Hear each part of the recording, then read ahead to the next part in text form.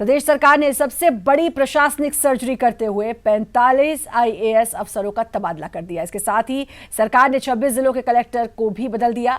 Neeraj Kumar Singh collector Damoh, Basant Kurre collector Sheopur, Anugrah P collector Shivpuri, Deepak Kumar Saxena collector Narsinghpur, Ram Pratap Singh Jadaun collector, Datia Bhaskar Lakshkar collector, Guna Chhote Singh collector, Bhind से Surbhi Gupta collector, Dindori Ganesh Shankar Mishra collector, Sehore Shriniwas Sharma collector, Chhindwara Ashish Saxena collector, Hoshangabad Gopal Chandra Jat collector, Khargone Shamimuddin collector, Alirajpur Priyanka Das collector, Morena Dhanraju S collector, Mandsaur Chandramohan Thakur collector, Anuppur दीपक आर्य collector, Balaghat Satyendra Singh collector, Satna तरुण पिथौरे collector, Betul प्रीति Maithili collector, सागर OP Srivastava collector, Rewa Abhishek Singh collector, सीधी Bharat Yadav collector Gwalior और शीतला पटली अपर collector Betul बनी।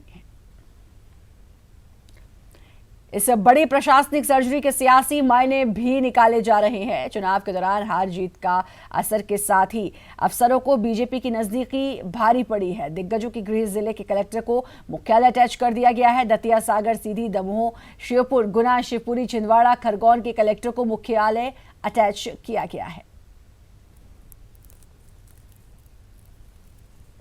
अनुराग जुड़े हुए हमारे संवाददाता हमारे साथ। अनुराग, इतनी बड़ी प्रशासनिक सर्जरी कल की गई है और अब इसे ये भी देखा जा रहा है कि जो बीजेपी के करीबी थे उनको भी खामियाजा भुगतना पड़ रहा है।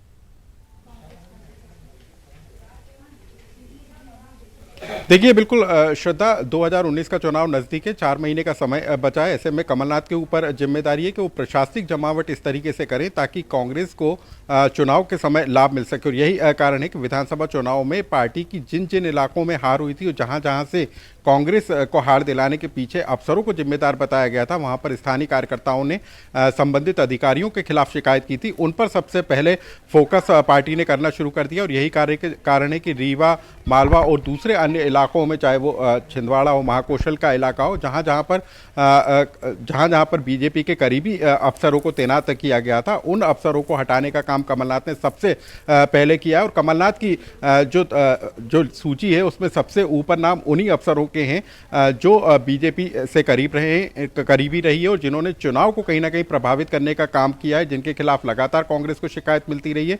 ऐसे अफसरों को फील्ड से हटाकर मंत्रालय में अटैच करने का काम किया और अब अपने अफसरों को वहां पर तैनात किया जा रहा है ताकि 2019 के चुनाव में कहीं किसी तरह की कोई शिकायत ना बचे। और यही कारण है कि सबसे बड़ी जो प्रशासनिक सर्जरी पहली कमलनाथ ने की है उसमें इसी तरीके के चेहरों को बाहर करने का काम देखा गया है। श्रद्धा जी, तो अब कारण भी है और प्रशासनिक फेरबदल किया गया है। और इससे पहले कमलनाथ ने यह भी कहा था कि लंबे समय से जो भी लोग जहां जमे हुए हैं, खासकर पुलिस मुख्यालय में उन्होंने ये बात कही थी, उनको वहां से बदला जाएगा जो लोग जमे हुए हैं। लेकिन उसी तर्ज पर जो कलेक्टर्स हैं उसमें भी उन्होंने अपनी कार्रवाई की और उसके तहत आदेश दिए।